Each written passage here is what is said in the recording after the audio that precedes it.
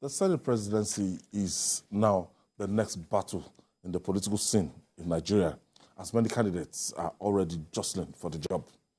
A pro-democracy group, the quintessential professionals in politics, has urged aspirants seeking to become the Senate president from the northern part of the country to emulate the senator representing Niger East Senatorial District, Sani Musa, by supporting the All Progressive Congress APC zoning arrangement in the interest of peace, fairness, and justice. The national chairman of the group, Ibrahim Abubakar, admitted that the election of National Assembly presiding officers is basically based on ranking, competence, character, and experience, but there is need to consider ethnic and religious sentiment in the whole process. Wale, we just left, the 2023 presidential election. Now we're going to the politics of the leadership of the National Assembly, and this will be the 10th Assembly, and people are already a lot of permutations, and Ojikalu, that the other time says Milokon, that is his own turn, that it's the turn of the Southeast, and a lot of other zones, but the party is yet to come out. Yeah, with the zoning formula. I think the reality is that whatever we're having now is a shadow buzzing. The party is yet to meet and then to decide on the zoning pattern. But I think we can guess, and also as Nigerians, it's also not out of place if we express our feelings. The position of the Senate president is going to be the third most influential person, in the country, apart from the president, the vice president, then the Senate president. Now you have the president from the Southwest, then you have the vice president from the Northeast. It's logical, to assume that the Senate president should come not from the Southwest, not from the Northeast, not from the North entirely, but at least from South-South or Southeast. That is the perception, from our own understanding, as voters. Yes.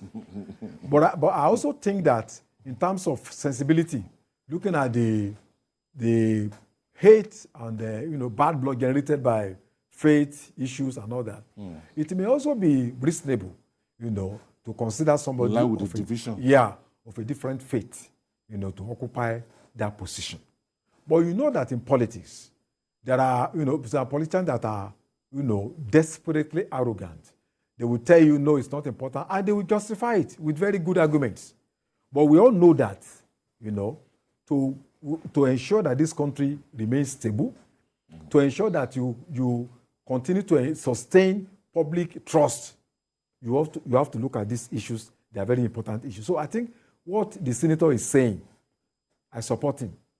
I believe that the person that should be the Senate president, they should be considering somebody from the South-South or somebody from the Southeast, at least in order to assuage, nerves, and also to ensure that we reflect equity and, of course, national character, which is also in the Constitution.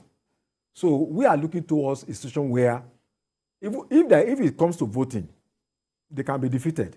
But we are talking about equity, we are talking about justice, we are talking about fairness, and we are talking about peace, which is our highest goal.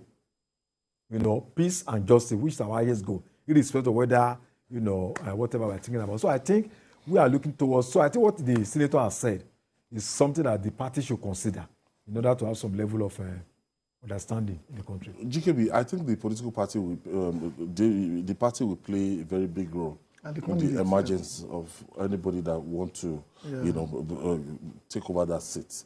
And when I'm talking about the party, the leadership of the party and the presidents right now, because I think we've left that era that the president will be aloof, or we've left that era that some guys will go and be lodged in the National Assembly overnight and They'll sleep there, and the next day a meeting will be called in the International Conference Center, and the party is divided, and one Month will emerge as the Senate president. The person in charge now is somebody that understands the dynamics of politics. So it's going to be very difficult for anybody to just use the back door to get that seat. I think that's why the party is waiting for the president-elect to come back. So they can present their own position, they can present his own position, and they can now harmonize way forward. What you said that is not possible is possible. Don't forget that both the vice president and the speaker were from the same Southwest. And the dynamics that threw up Femi Gbajabiamila went beyond the Southwest presenting vice president. It's basically a payback for a man that was cheated when it was his turn to become speaker. So all this may also come into play when they are doing this. Personally, I have no dog in the fight. I think whoever the president thinks can work with, that can take the people along and solve our problems as a country and for it. Because we have very serious problems that we need very serious people to tackle. We claim that the 8th National Assembly, that they were quite cantankerous, they weren't working with the executive. Yeah. And so some people would tell you that the 9th Assembly is like a rubber stamp assembly, that we kept borrowing and they kept approving, we kept borrowing and they kept approving. What do we need? Well, the ideal assembly that we need. Is very difficult to please people. When you come with this argument, they tell you, why, this rubber stamp. Then when when the National Assembly is now fighting the presidency, they say, oh, they are not.